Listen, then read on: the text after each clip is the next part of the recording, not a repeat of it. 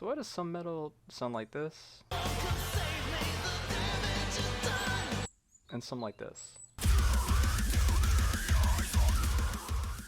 How do we get from Elvis to Nurgle? The real question, what's the story of metal? Let's start simple with the 60s.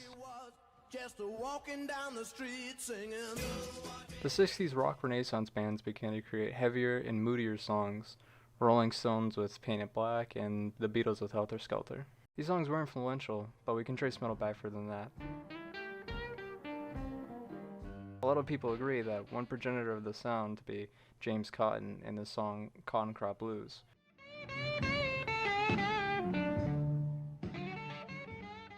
These sounds progressed and evolved into the 60s with bands like Led Zeppelin and Jimi Hendrix, but they all coalesced into a single point, Birmingham, England. Tony Iommi was working his last shift at the factory, ready to tour with his band Mythology. Unfortunately, there was an accident that resulted in Iommi losing the tips of 2 of his fingers on his right hand. This thing just come down on my hand, and the reaction to pull your hand back, I just pulled the ends off. I made some tips out of a squeezy bottle. And I sat there all night then, rubbing it down so it had shaped like a finger.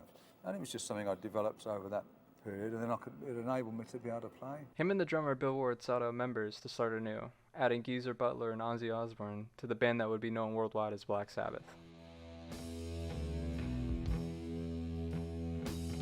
Black Sabbath is iconic and coined as the grandfathers of metal, introducing music to the public that just simply hadn't been heard before.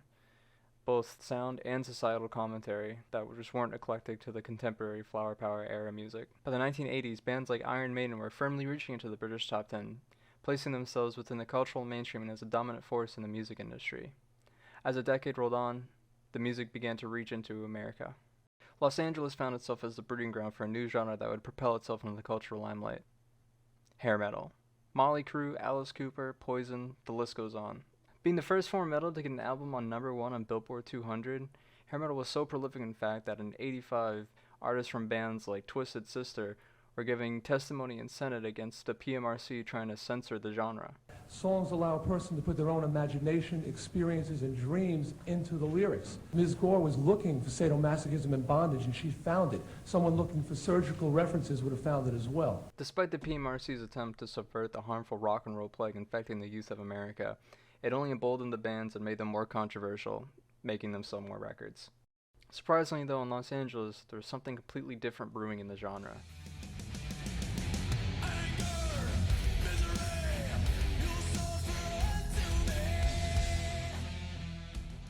Metallica, Slayer, Megadeth, Anthrax all emerged, faster and louder than anything heard before.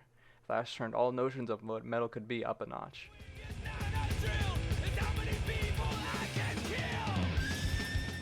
All of the big four of thrash were hugely successful, with Metallica earning some of the highest album sales of all time, next to artists like Michael Jackson and the Beatles. This precedent of heavier and heavier metal continued on as bands began exploring a part of the genre known as extreme metal, taking the shock factor up to 11.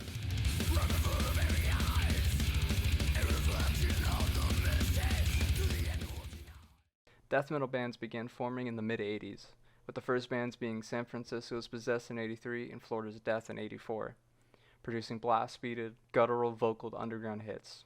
Death metal was never able to reach the cultural mainstream, but there were popular bands like Cannibal Corpse, who even got featured in an Ace Ventura movie.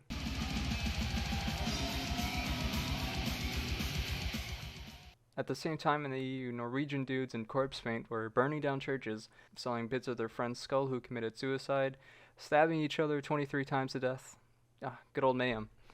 They were producing another genre of extreme metal known as black metal, focused on more avant-garde, lo-fi instrumentation with paganistic and satanic subject matters. Here are some nice soothing examples of that.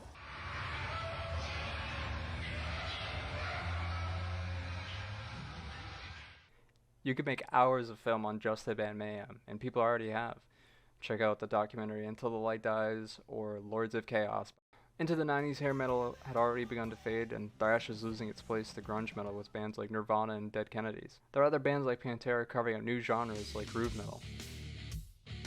But grunge was at the top, and thrash had begun to fade back into obscurity. This wasn't the end for metal, though. The late 90s produced a fusion of hip-hop, rap, hardcore, and heavy metal that many love and even more hate. Dave Mustaine from Megadeth even said that he'd rather have his eyelids ripped out than listen to the new genre. Eyelids Are Not New Metal exploded into cultural relevancy, with the apotheosis of the genre being in forms like Slipknot's Iowa, Korn's Follow the Leader, System of a Down's Toxicity, and Linkin Park's Hybrid Theory. From the 2000s onward, metal continued to enjoy popularity and success, with bands like Killswitch Engage and Bullet for My Valentine reaching high into the billboards. Nu metal's death also gave way to another genre, Gen, with its syncopated and polyrhythmic guitar instrumentation being attributed to Meshuggah's guitarist.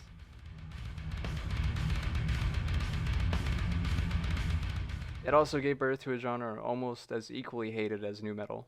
Deathcore was an amalgamation of blast beats, growls, and slammy breakdowns, which for some reason a lot of people didn't like.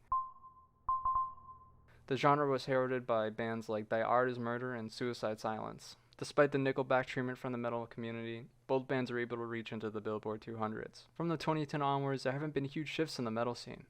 There are interesting stories to come out of it, like Lamb of God's Randy Blythe, who accidentally killed a 19-year-old by throwing him off stage in 2010, or in 2014 with As I Lay Dying's frontman being arrested in 2014 for attempting to hire an undercover hitman to kill his wife. Even though there haven't been huge shifts in metal, the scene has continued to introduce subgenres and sounds so vastly different from each other, it's hard to call it all metal. From Camelot to Archspire, what really is metal? Well, like all music, it's an expression. From religion to war, from heartbreak and depression, all the thematic elements and different instrumentation being so different, a good comparison would be the spectrum of color. If you haven't listened to metal before, I'm sure there's some combination of avant-garde, black doom synth pop, or Japanese metal reggae ska punk band that will interest you. And yes, that exists, and they're called Sim, and they're pretty good.